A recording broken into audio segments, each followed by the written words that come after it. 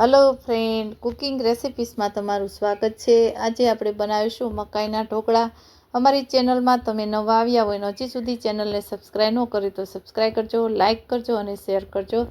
તો આપણે ઢોકળા બનાવવાનું ચાલુ કરીશું। તો અહીંયા ઢોકળામાં જે આપણે આદુ મરચાં છે તેને એડ કરીશું, તો એની પેસ્ટ એક બનાવી લઈશું।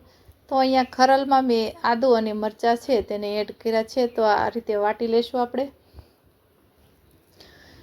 તો આપણે આ આદુ અને મરચાં એડ કરવાથી તેમાં ખૂબ સરસ એવો ટેસ્ટ આવે છે અને થોડીક તીખાશ હોય ઢોકળામાં તો ઢોકળા છે તે સારા એવા લાગે છે। તો આપણે ખરલમાં વાટીશું, તમે મિક્સર જારમાં પણ આ રીતે વાટી શકો છો। હું અહીંયા ઢોકળા છે તે દેશી સ્ટાઇલથી બનાવું છું, એટલે લસણની ચટણી સાથે। તો આપણે ખરલમાં વાટવાથી એનો ટેસ્ટ ખૂબ સરસ એવો આવે છે।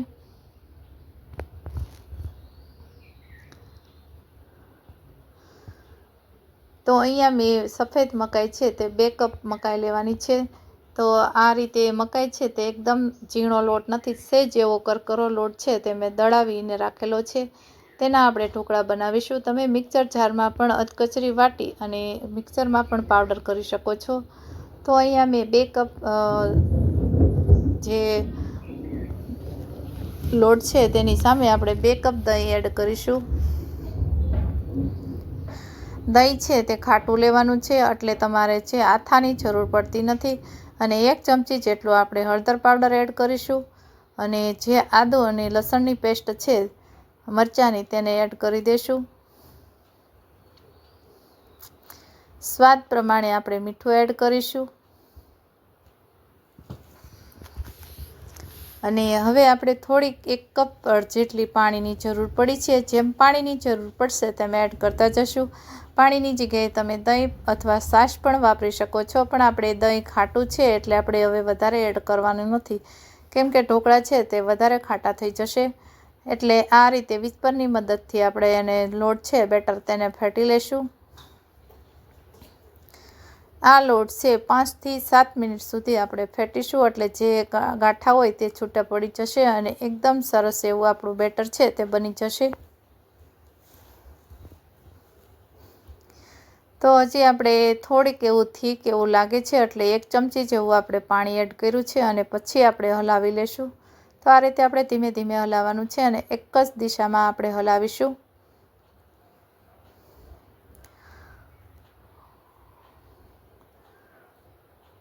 હવે અહીંયા આપણે મીઠા સોડા છે તે ખાવાના તે એડ કર્યા છે। હવે એને ખારાને આપણે એક્ટિવ કરવા માટે આપણે લીંબુ છે થોડુંક એડ કર્યું છે। લીંબુથી ખૂબ સરસ ટેસ્ટ આવે છે। હવે આપણે તેને આ રીતે વિસ્પરની મદદથી હલાવી લેશું। થોડુંક આપણે હલાવી પછી આપણે એમાં થોડુંક એવું સિંગ તેલ એડ કરીશું। તો એક જ સાઈડમાં હલાવશું એટલે આથાની જરૂર પડતી નથી અને બેટર છે તેનો કલર ચેન્જ થઈ જશે અને ફૂલી જશે। તમે જોઈ શકો છો બેટર થોડુંક તળિયે હતું, તો આ રીતે તમે એક જ દિશામાં ફેટશો એટલે તમારો આથો એવો સરસ એવો આવી જશે અને આ ફક્ત 15 મિનિટમાં જ તમારા ઢોકળા બની અને રેડી થઈ જશે।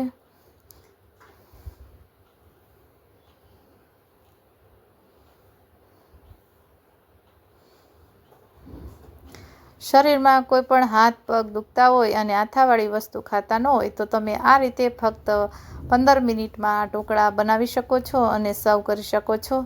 તો હવે અહીંયા આપણે એક સિંગ તેલ આપણે 1 ચમચી જેટલું મેં અહીંયા એડ કર્યું છે અને તેને પણ આપણે બરાબર મિક્સ કરી લઈશું। સિંગ તેલ એડ કરવાથી તેનો ટેસ્ટ પણ ખૂબ સરસ આવે છે અને એકદમ સરસ એવા ચીકણા બનતા નથી અને પોચા રૂ જેવા ઢોકળા છે તે બને છે। તો અહીંયા આપણે તેલ એડ કરવાથી પણ કલર છે તે આપણો બદલી ગયો છે, સહેજ પીળો એવો કલર થઈ ગયો છે। તો હવે આપણે જે ઢોકળિયાની પ્લેટ છે તેમાં આપણે તેલ ગ્રીસ કરી લેશું અને એમાં આપણે ખીરું છે તેને પાથરી દઈશું।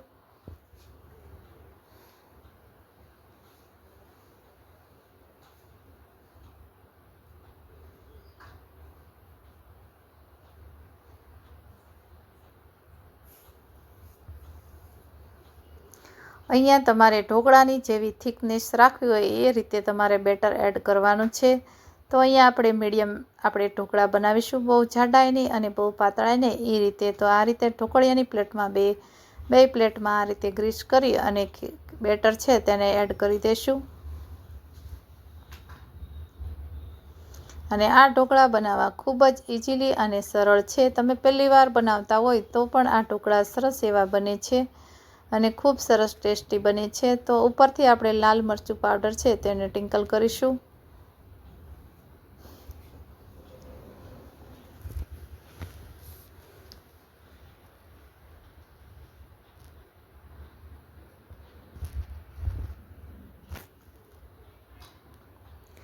હવે અહીંયા આપણે ઢોકળિયામાં પાણી મેં 5 મિનિટ પહેલાં મૂકી દીધું છે. તો પાણી પણ આપણું ગરમ થઈ ગયું છે. તેમાં મેં એક લીંબુ એડ કર્યું છે, છોતરા જેવું.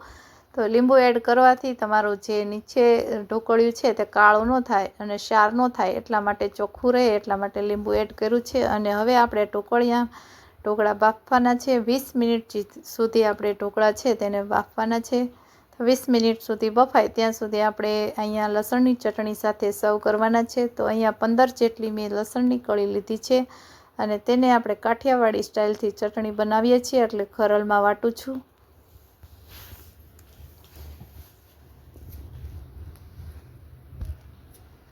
તો અહીંયા આપણું લસણ સરસ એવું વટાઈ ગયું છે. તો એમાં અહીંયા મેં કાશ્મીરી લાલ મરચાંનો ઉપયોગ કર્યો છે. તો અહીંયા આપણે 3 ચમચી જેવું મેં કાશ્મીરી લાલ મરચું લીધું છે. તમે દેશી અથવા તો સાદું મરચું પણ લઈ શકો છો.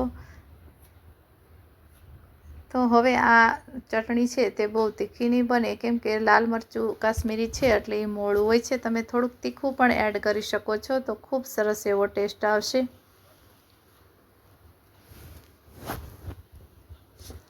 તો હવે આપણું જે ચટણી છે તે વટાઈ ગઈ છે તો તેને બહાર કાઢી લેશું.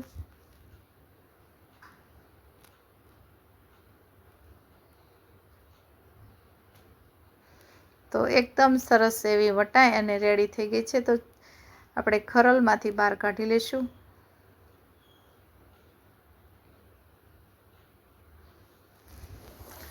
હવે આ ચટણીને થોડીક આપણે ખુલ્લી કરી નાખીશું, કેમ કે તેલ ગરમ હોય ત્યારે આપણે એકસાથે નાખીશું તો લસણવાળી હોય છે એટલે આ રીતે તમારે છૂટી પાડી લેવાની અને તેલ હલકું એવું ગરમ થાય એટલે આપણે એડ કરીશું એમાં.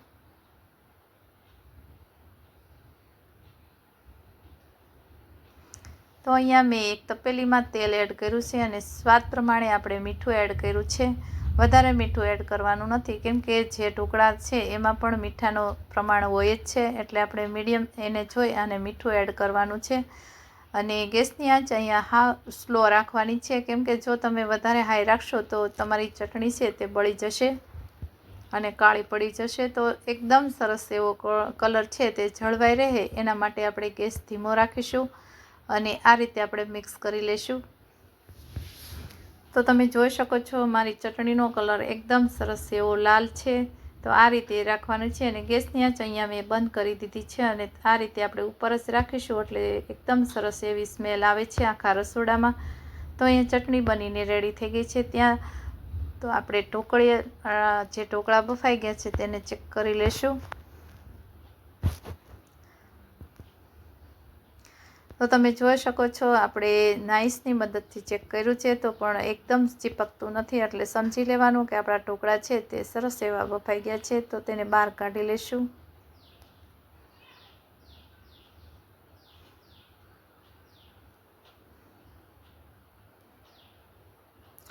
હવે આ ઢોકળા છે તેને 10 મિનિટ સુધી ઠંડા થવા દેશું. 10 મિનિટ સુધી ઠંડા થાય ત્યાં સુધી એની ઉપર આપણે તેલથી આ રીતે સિંગ તેલનો ઉપયોગ કરવો એટલે ઢોકળામાં ખૂબ સરસ એવો ટેસ્ટ આવે છે. અને આ રીતે તેલથી ગ્રીસ કરી લેશું અને પછી આપણે ચપ્પુની મદદથી તેના પીસ મીડિયમ સાઇઝના કરી લેશું.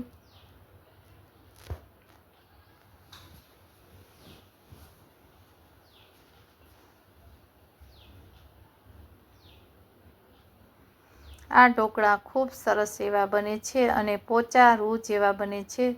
તો તમે પહેલી વાર બનાવતા હોય તો આ રીતે માપ સાથે બનાવશો તો ખૂબ સરસ એવા બને છે. અને એકવાર ન બનાવે તો તમે ટ્રાય કરજો તો સરસ એવા બને છે. બાળકોને લઈ અને મોટાથી લઈ અને બાળકોને બધાને ખૂબ જ ઢોકળા ભાવતા હોય છે.